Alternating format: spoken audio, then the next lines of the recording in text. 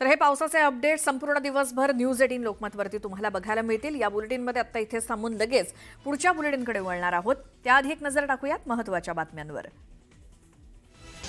महत्त्वाच्या बातम्या प्रायोजक पीतांबरी देवभक्ती 7-in-1 अगरबत्ती, जिथे पूजा तिथे देवभक्ती।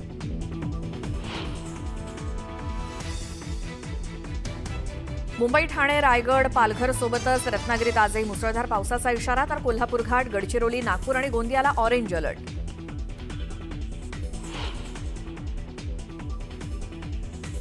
आजही ठाण्यासह नवी मुंबई, रायगडमधील शाळांना सुट्टी। रत्नागिरी, सिंधुदुर्ग, सांगली सोबतच साताऱ्यातील शाळाही आज बंद।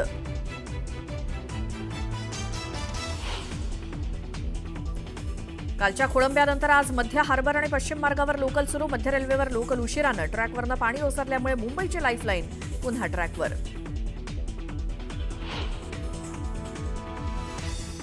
शहापूर तालुक्यात होत असलेल्या मुसळधार पावसामुळे समृद्धी महामार्गावरती दरड कोसळली। वाशाला बोगद्याजवळ दरड कोसळल्यामुळे मुंबईकडे येणाऱ्या मार्गावर वाहनांच्या रांगा।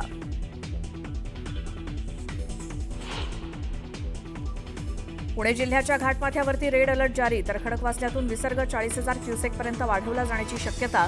एकतानगर परिसरात पाणी शिरायला सुरुवात।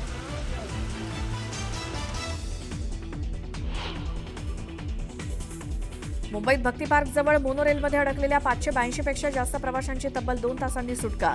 क्रेनच्या मदतीनं सुटका झाल्यामुळे प्रवाशांनी घेतला सुटकेचा श्वास।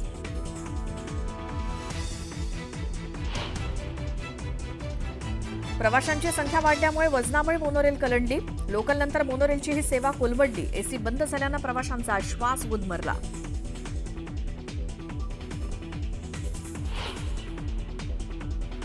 मोनोरेल अडकल्याच्या प्रकरणाची चौकशी होणार। मुख्यमंत्री देवेंद्र फडणवीस यांची माहिती। प्रवाशांच्या सुरक्षिततेला सर्वोच्च प्राधान्य असल्याचं केलं स्पष्ट।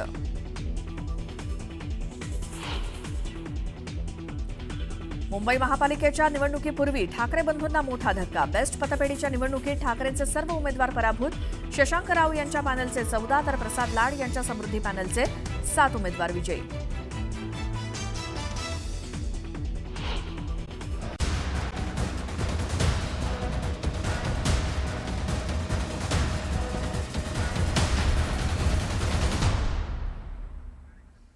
ब्रेकनंतर स्वागत। कोयना नगर परिसरामध्ये पावसाचा कहर सुरू आहे। कोयना धरणाचे दरवाजे 13 फुटांनी उघडले। धरणातून 1,08,000 क्युसेकनं पाण्याची आवक सुरू आहे। कोयना कृष्णा नदीकाठी पूर परिस्थिती असून कृष्णा नदीकाठाला पुराच्या पाण्याचा फटका बसण्याची शक्यता आहे। कराड चिपळूण मार्ग बंद असल्यामुळे कोकणात जाणारे 150 प्रवासी पाटणमध्ये अडकलेत।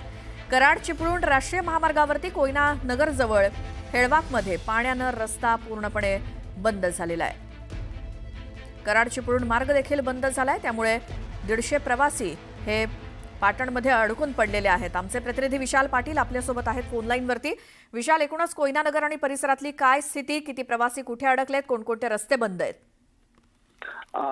नक्कीच सातारा जिल्ह्यामध्ये प्रामुख्याने पश्चिम घाट परिसरात गेल्या 2 दिवसापासून जो काही मुसळधार पाऊस सुरू आहे, त्यामध्ये कोयना धरणातून जवळपास 95,300 क्युसेस पाणी हे धरणाचे 13 फुटांनी दरवाजे उचललेले आहेत।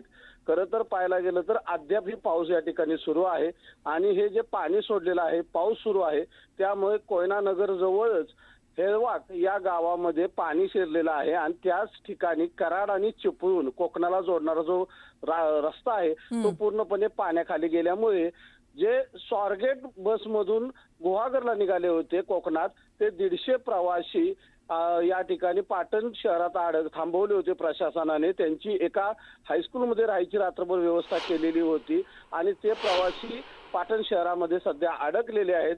प्रशासनाने कराडमधूनच जाण्यासाठी वाहतूक पूर्ण बंद केलेली असताना ही बस पाटणमध्ये पोहोचली होती, मात्र त्या ठिकाणाहून पुढे जाण्यासाठी सध्या कोकणात वाहतूक बंद आहे। तर दुसरीकडे पूर्णपणे पाण्याचा प्रवाह वाढतोय। 1,08,000 क्युसेस पाणी हे कोयना धरणात सध्या येत आहे। कोयना धरण परिसरात 300 मिलीमीटरहून अधिक पावसाची नोंद या ठिकाणी झालेली आहे। विशाल, या सगळ्या माहितीसाठी धन्यवाद।